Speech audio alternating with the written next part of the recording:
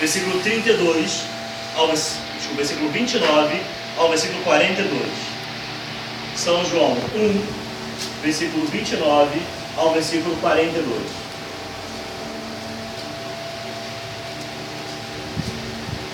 Página 100 da Bíblia.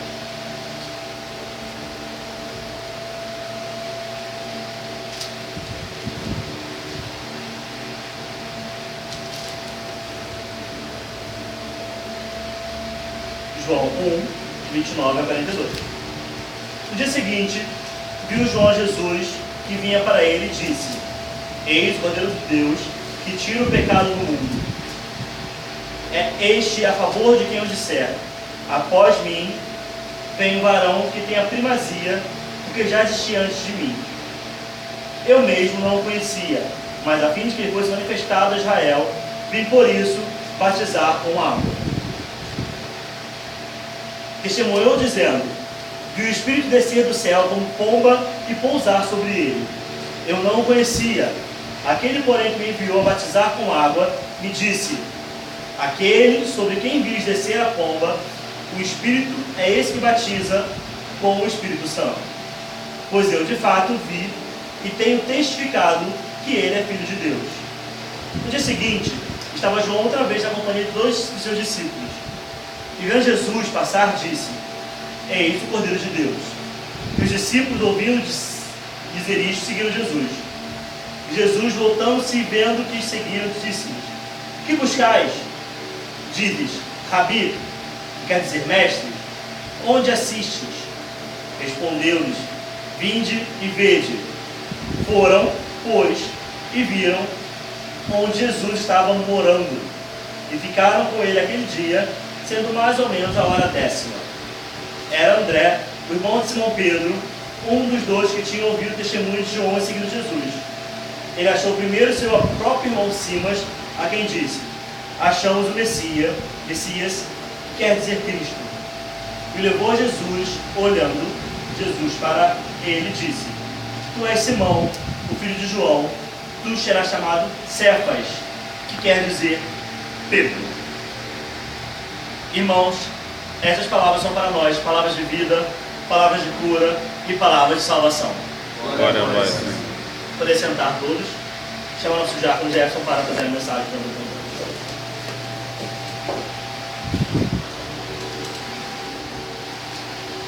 Graça e paz. Graça e paz. Amém. Amém. Queridos e queridas, este é o início de um tempo novo no nosso calendário que a gente talvez não tenha dado o destaque necessário desde o início, né? Estão vendo que agora estamos com a estola verde, um verde que pode ser visto como nós como um verde de esperança. Este é o tempo comum. E recentemente, não tão recentemente assim, há um ano atrás mais ou menos, refletimos sobre o tempo comum.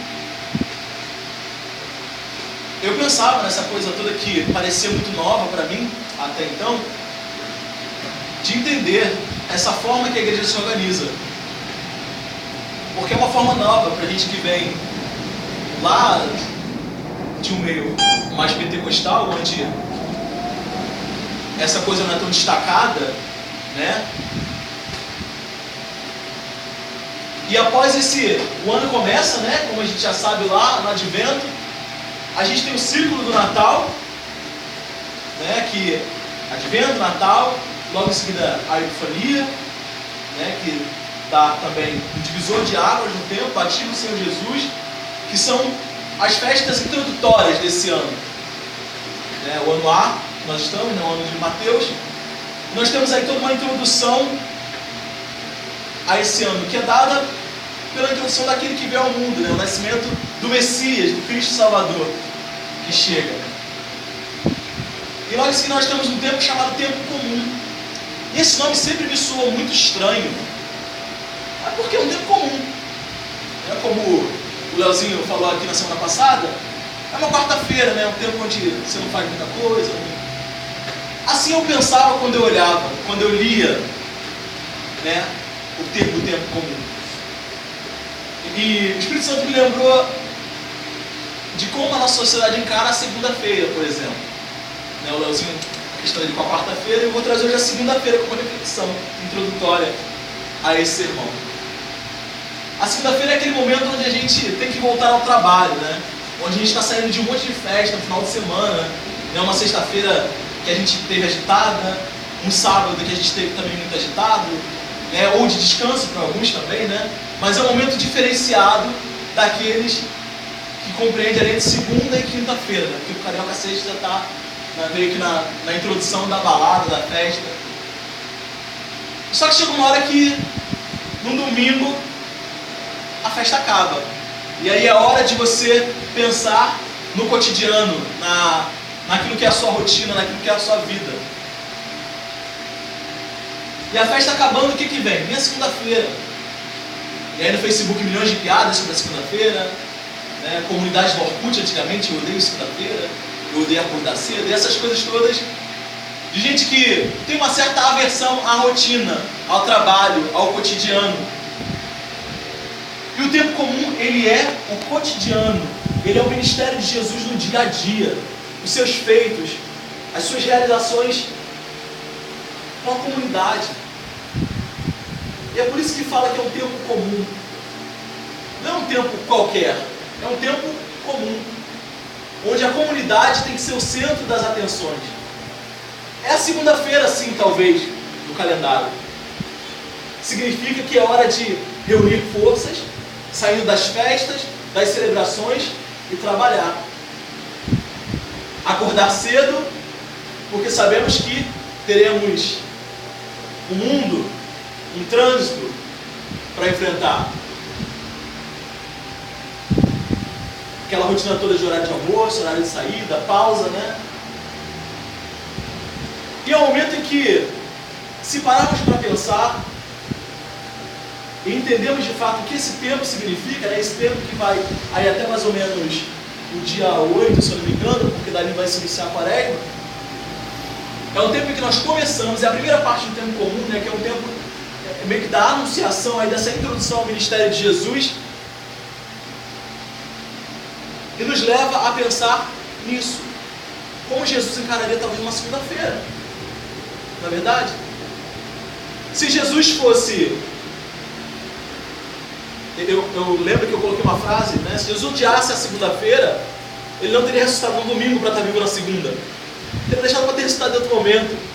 Mas a gente tem que ter a segunda-feira como isso, como o momento em que acabamos de ressuscitar, em que renovamos as nossas forças e temos que colocar a mão na massa, para que o ministério seja feito, para que o chamado seja executado, para que nós estejamos dispostos a sermos também o comum, a comunidade, a comum unidade, que é uma marca do ministério cristão.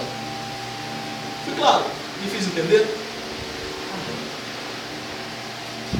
O evangelista João, nos falando do outro João, né, o Batista, ele nos conta como o Batista teve a confirmação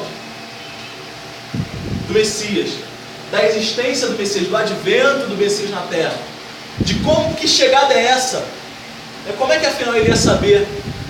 Em um determinado momento, Jesus ia chegando e João Batista olha para ele e reconhece ele, dizendo: olha, este é o Cordeiro de Deus que tira o pecado do mundo.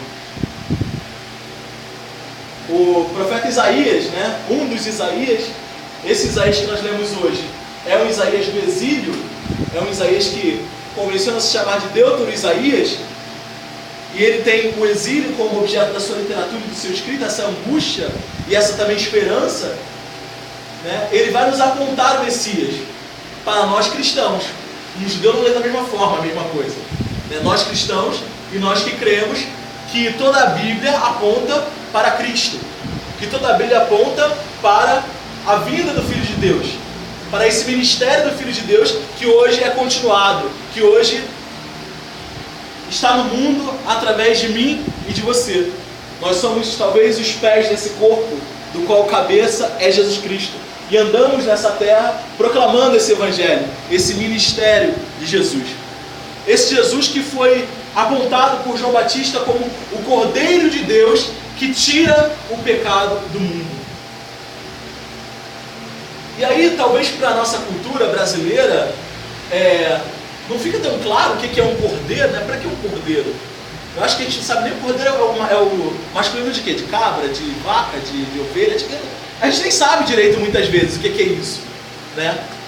Mas quando o João Batista ele vira para uma comunidade, né, de judeus e aponta este homem como Cordeiro de Deus, ele está sinalizando que este é tal qual aquele sacrifício que preservou os judeus do anjo da morte no Egito. João Batista está olhando para Jesus e sinalizando para aquele povo que este é o sacrifício vivo, o próprio Messias, dado em favor daqueles que ali estão e de muitos outros. Alguns vão entender como de todos. Todas. Quando o João Batista fala que esse é o Cordeiro, ele está sinalizando da Páscoa. Esse é o Cordeiro Pascal. Esse é aquele que vai ter o sacrifício, que vai se dar em sacrifício para tirar o pecado de você. Para que hoje eu e você não sejamos mais escravos do pecado. E para que eu e você não temamos mais o anjo da morte quando ele passar. Querido, eu não preciso hoje, você não precisa hoje temer o anjo da morte.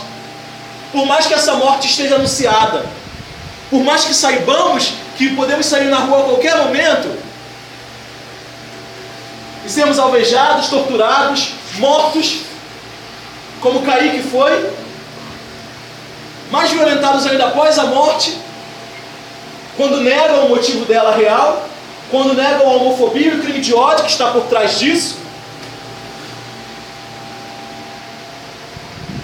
E como é que a gente faz? Eu vou trazer a tua pergunta, Luther, lá do bate-papo. E que motivação é essa que nos leva a enfrentar esse medo?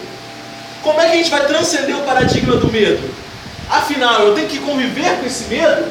Eu posso saltar esse medo? E o que vai nos levar, afinal, a viver com isso?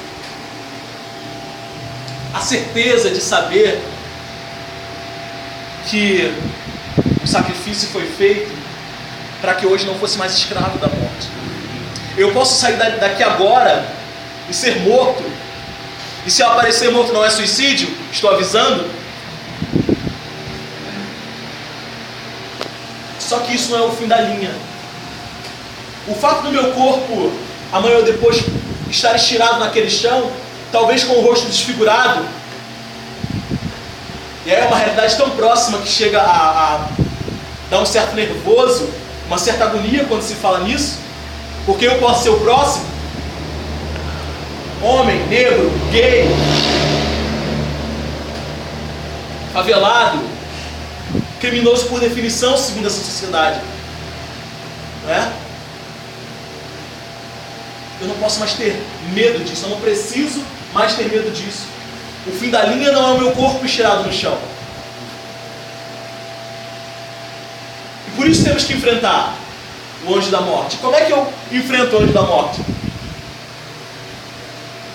Pegando o cordeiro, o sacrifício do cordeiro, e me apropriando do sangue dele para passar no umbral da minha porta. Como o povo de Israel fez lá atrás.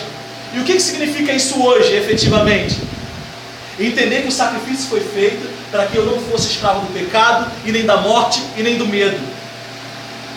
Exercer com ousadia as nossas dádivas tribais, como nos sugere a bispa Nancy. Este é o Cordeiro de Deus que tira o pecado do mundo. Talvez para alguém ouvindo aquilo naquele momento, para muitos foi, né? E chegou, a esperança chegou. Eu não preciso mais ficar esperando o Messias que vai me tirar desse mundo de opressão, dessa escravidão, muitas vezes que se vivia. E João fala, olha, eu sei, porque aquele que me disse que enviaria o Messias, também me disse que ia dar um sinal.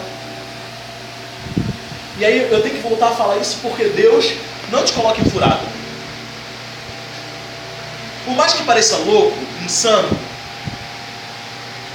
as coisas que muitas vezes nós fazemos, essa coisa de juntar, vamos dar um monte de viado, vamos dar um monte de preto na igreja, né, para adorar a Deus, porque todo mundo pode. Por mais que pareça louco, isso é um projeto de Deus, isso é plano de Deus. Por mais que você olhe para si mesmo e não consiga reconhecer determinados valores, entenda que isso foi Deus que decidiu no coração dele. E ninguém pode dizer o que Deus disse. É dele. E ele te dá sinais.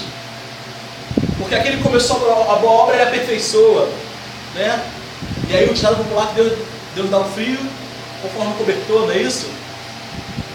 Você não vai ser provado além do que você suporta. Enfim, eu posso trazer dos mais diversos locais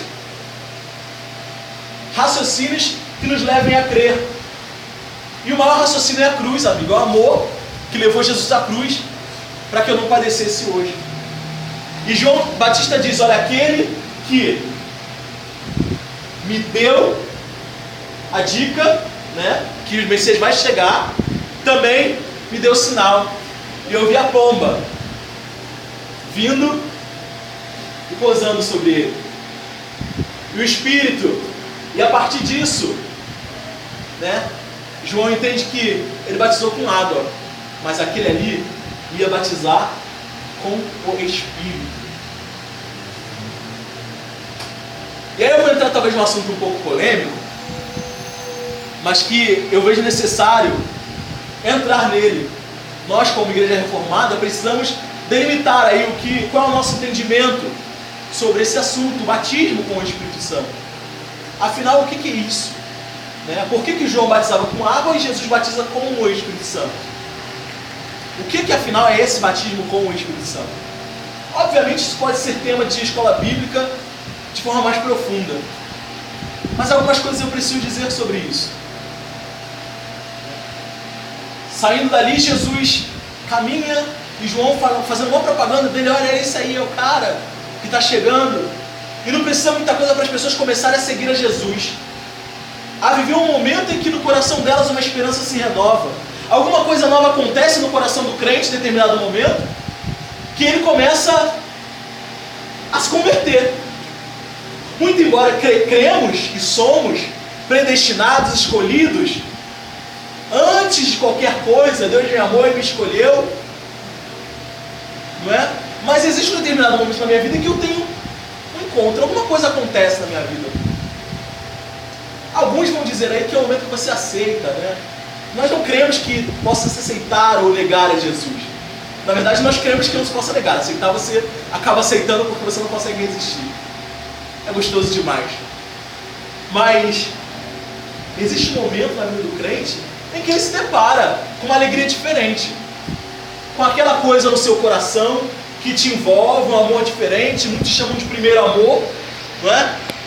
E aí, músicas já foram feitas em torno disso. Alguns vão entender esse momento como aceitar a Jesus, outros vão chamar de conversão. O fato é que existe um momento na sua vida que você, vamos dizer assim, toma tendência, né? Em que você decide se dedicar às questões do reino, ou que simplesmente você é transformado na sua vida. Essa semana eu estava tristinho,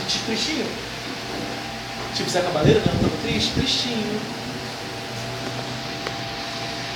E eu lembrei de um cântico que eu cantava pequeno. E eu gosto sempre de citar os cânticos, né, que eu cantava quando eram pequenos, porque eu entendo que o louvor ele tem essa função maravilhosa, e é por isso que a gente tem que tomar muito cuidado com o que a gente canta e com o que a gente reproduz, porque o louvor fixa ensinamento, né? Você muitas vezes não lembra do versículo que eu falava, mas a melodia te leva a lembrar de ensinamentos e coisas boas que passaram pela sua vida. Eu lembrei de uma música do pastor Marcos Góes que dizia assim, ó: celebremos com dança ao nosso Deus, com um som de alegria, com um som de alegria e músicas no ar. Lembra disso? Grita glória, glória e louvores, louvores e a majestade da vida do nosso Deus. E eu lembrei daquilo subitamente, em algum momento no ônibus, História de crente, né? No ônibus, no banho, né? Aquela coisa. Eu estava no ônibus e lembrei daquela música e o meu coração se encheu de alegria. E eu comecei a cantar mesmo no ônibus, sabe? E lembrando de quando eu era pirralhinho, sabe, bichinha pequena. E que na igreja eu me alegrava com aquilo ali. E várias cenas vinham à minha mente da minha família, dos cultos, de como era bom estar numa igreja onde se valorizava essa questão do batismo do Espírito Santo de uma forma muito intensa. Afinal, eles chamavam de a segunda bênção, né? Aquilo que você tem que buscar. Hoje eu fico pensando, Deus não dá nada pela metade a ninguém, né? Eu não posso acreditar num Deus que me tira de onde tirou para poder ficar me dando as coisas em doses homeopáticas. A maior bênção ela foi dada. Foi a morte na cruz e a ressurreição. Eu não preciso querer nada maior do que isso.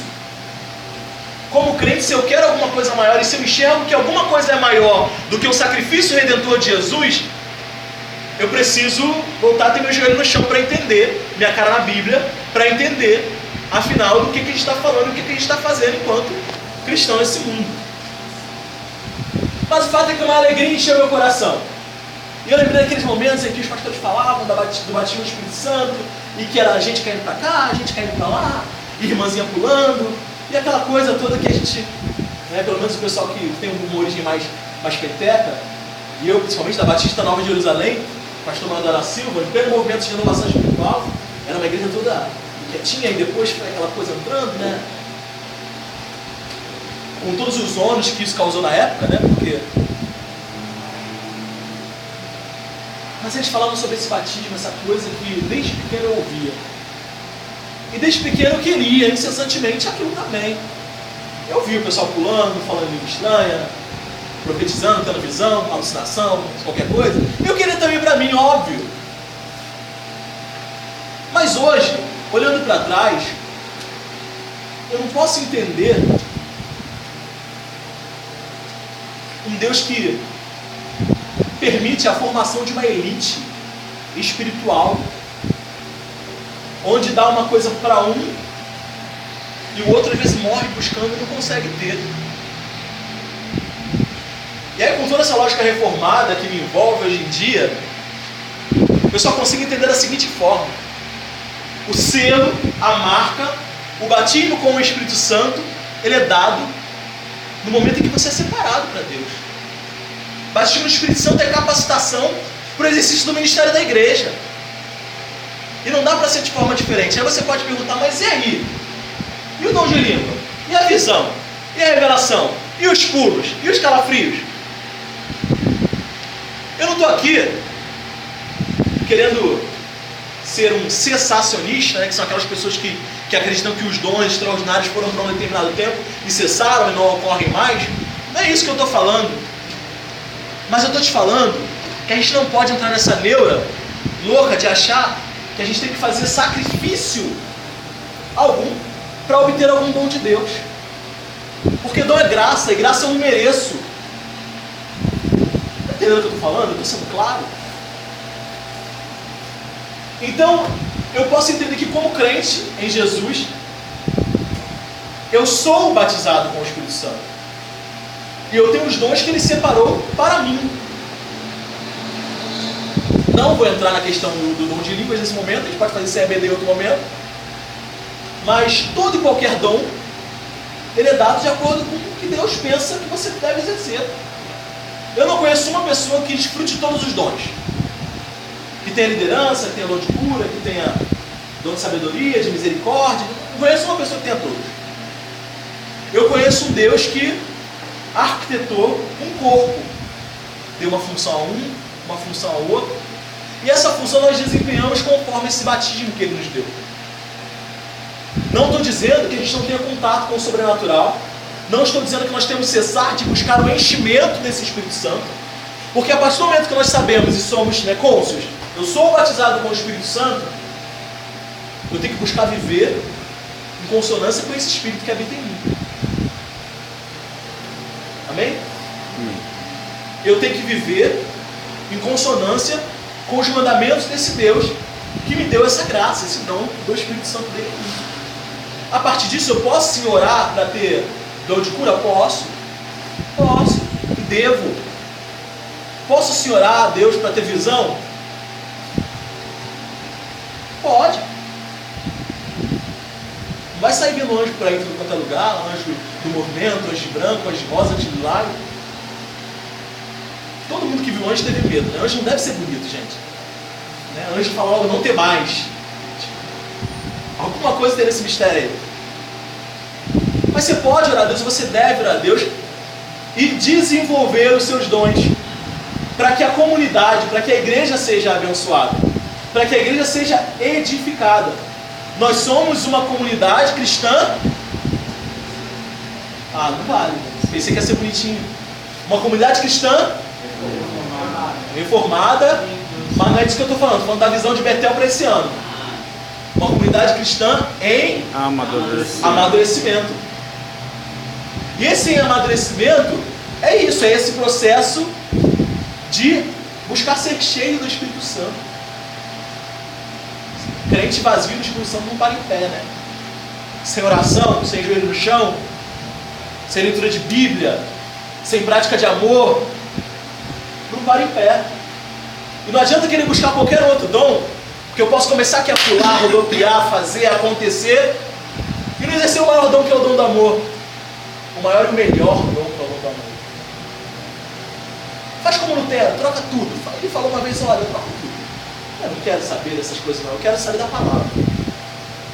O maior dom que eu posso ter é o entendimento e a revelação da palavra, de Jesus Cristo na palavra. Então, se temos que buscar os dons do Espírito Santo, temos que buscar sim.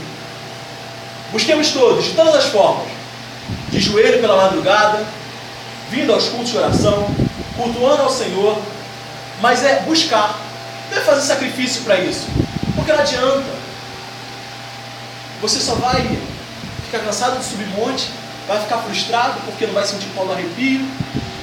Às vezes vai entrar numa de começar a ficar sugestionado, que viu, que não viu, né?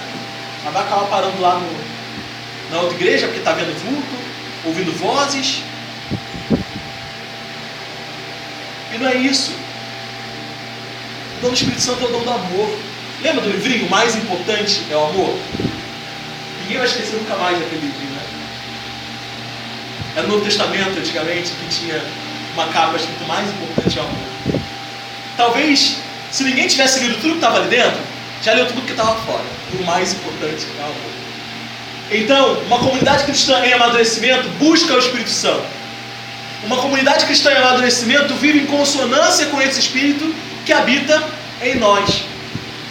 Uma comunidade cristã em amadurecimento vai buscar sim, se você crê, o dom de língua, o dom de cura, o dom de... os dons, todos de Cristo. Vai ler Efésios que você vai entender isso aí. Vamos buscar.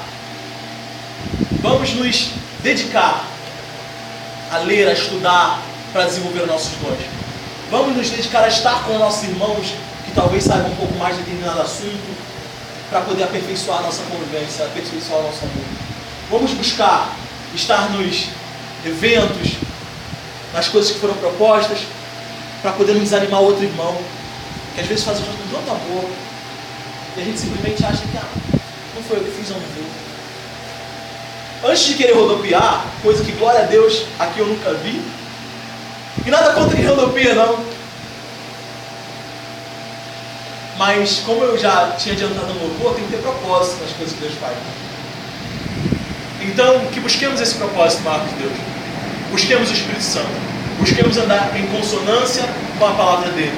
Busquemos andar em consonância com esse Espírito, com esse outro Consolador que hoje nos enche, para que nós possamos ser igreja, para que nós possamos, acima de tudo, amar uns aos outros. Que Deus nos abençoe.